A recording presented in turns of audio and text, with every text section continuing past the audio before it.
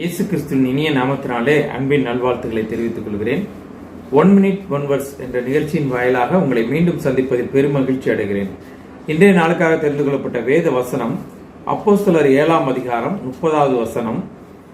40 வருஷம் சென்ற பின்பு சீனாய் மலையின் வனாந்தரத்திலே கர்த்தருடைய தூதனானவர் முச்செடி எரிகிற அக்கினி ஜுவாலையிலே அவனுக்கு தரிசனமானார். இஸ்ரேல் மக்கள் எகிப்தின் அடிமைத்தனத்தில் பல பாடுகளையும் துன்பங்களையும் அனுபவித்து வந்தனர். அவர்களின் கூக்குரலை கடவுள் கேட்டு அவர்களை விடுவிக்க மோசேக்கு எரிகிற முச்செடியின் வழியே தம்மை வெளிப்படுத்தினார். அந்த முச்செடி இஸ்ரேல் மக்களை குறிக்கிறது. எரிகிற நெருப்பு அவர்கள் அனுபவிக்கிற பாடுகளை குறிக்கிறது. நெருப்பின் நடுவே இருந்து வந்த குரல் கடவுளை குறிக்கிறது.